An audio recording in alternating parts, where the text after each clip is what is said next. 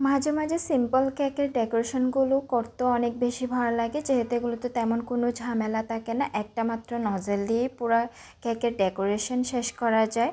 Hello everyone, আসসালামু আলাইকুম। কী অবস্থা সবার? আশা করছি সবাই খুব ভালো আছেন। প্রায় অনেক দিন পর ভয়েস রেকর্ড করতে বসলাম। আমার আজকের এই কেকটা ছিল একটা অরেঞ্জ ফ্লেভারের 1 পাউন্ডের মধ্যে। কাস্টমার আপু বলেই দিয়েছিলেন যাতে আমার মনের মতো একটা সিম্পলের মধ্যে ডিজাইন দিই, আর সেই মতো এই কেকটাকে আমি রেডি করছিলাম। ফার্স্টে দিয়ে দেখতেই পেয়েছিলেন কেকটা কতটা সফট ছিল। আর প্রতিবারের মতোই আমি এই কেকগুলোকে চুলায় রেডি করে থাকি। আর এই কেকটা ছিল অরেঞ্জ ফ্লেভারের মধ্যে, তাই আমি কেকের বেসের উপর দিয়ে দিচ্ছি ফার্স্টে অরেঞ্জ সিরাপ, এরপরে দিয়ে দিচ্ছি ক্রিম। প্রতিটা বেস আমি ঠিক এইভাবে করে তৈরি করব।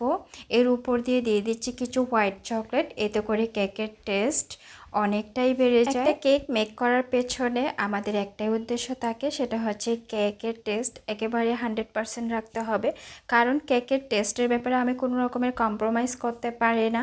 আর যারা আমাদের কাছ থেকে এই মজার মজার কেকগুলো পারচেস করতে চান অবশ্যই ইনবক্স করবেন। আমাদের লোকেশন হচ্ছে 65 জামাল। ইদানিং কিছু কাস্টমার আমাদের লোকেশন চেক না করে কেকের অর্ডারটা কনফার্ম করে নেয়, পরে দেখা যায় ওনার লোকেশন আমার কাছ থেকে অনেক বেশি দূরে হয়ে যায়, যার কারণে কেকটা ডেলিভারি করা একেবারে পসিবল হয় না। আর এই ব্যাপারটা আমার কাছেও মোটেও ভালো লাগে না, তাই অবশ্যই আমাদের লোকেশনটা চেক করে অর্ডার কনফার্ম করবেন। আর এদিকে আমি কথা বলতে বলতে কেকের বেসটা রেডি করার পর এখন ক্রাম কোট করে নিচ্ছি। আর ক্রাম কোট করে নেওয়া অবশ্যই কিন্তু ইম্পর্টেন্ট।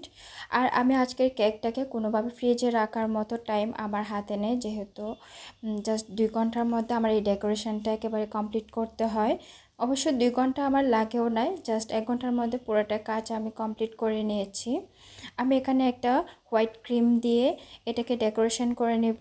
কেকের আউটলুকটা হবে হোয়াইটের মধ্যে। আপু বলেছিলেন শুধু হোয়াইটের মধ্যে একটা সিম্পল ডেকোরেশন করে দেওয়ার জন্য, জাস্ট আমার যেমনটা ইচ্ছা হোয়াইটের মধ্যেই রাখতে হবে। কাস্টমার যখন ডিজাইনটা আমার উপর ছেড়ে দেয় তখন অনেক বেশি টেনশনে পড়ে যায়, আসলে কোন ডিজাইনটা দিলে কাস্টমারের খুব ভালো লাগবে বা তারা খুব পছন্দ করবে। আর ইদানিং সিম্পল ডিজাইনগুলোই আমার কাছে খুব বেশি ভালো লাগে, কারণ এই ডিজাইনগুলো জাস্ট একটা মাত্র নজেল দিয়েই করে ফেলা যায়, কোনো রকমের ঝামেলা থাকে না বা কোনো রকমের কালারিংয়ের ব্যাপার থাকে না। এতদিন আমি আর্জেন্ট অর্ডারগুলো করতে করতেই জাস্ট বিরক্ত। তো এখন আমার কাছে টোটালি ভালো লাগে না ওই যে গর্জিয়াস ডিজাইনগুলো। একদম মানে কাস্টমাররা যখন খুব বেশি রিকোয়েস্ট করে তখনই মানে অ্যাকসেপ্ট করতে হয় ওনাদের অর্ডারটা। আচ্ছা, আমি আজকে এখানে একটা টিপস শেয়ার করব। এই যে আমি এখানে আমার একটা ভিজিটিং কার্ড নিয়েছি, ওটা দিয়ে আমি আজকে এই কেকটাকে ফিনিশিং আনার ট্রাই করছি।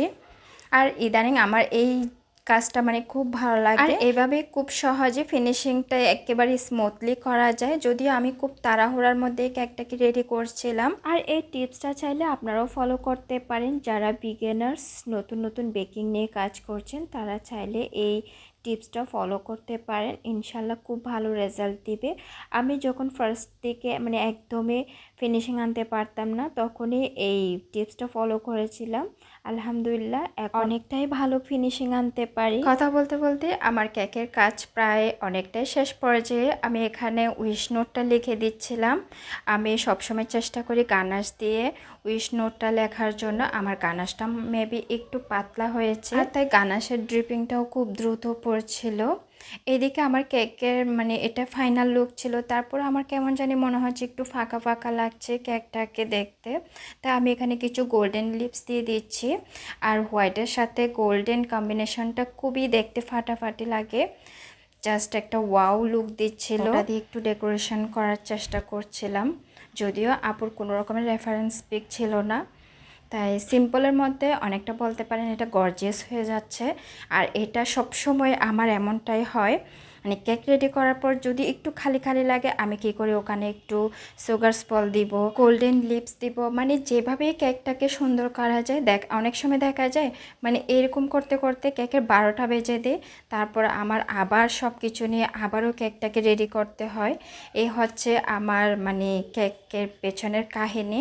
যাই হোক, আজকের কেকের ডেকোরেশনটা কেমন হয়েছে অবশ্যই কমেন্ট করে জানাবেন। আজকের মতো বিদায় নিচ্ছি, সবাই খুব ভালো থাকবেন, আল্লাহ হাফেজ।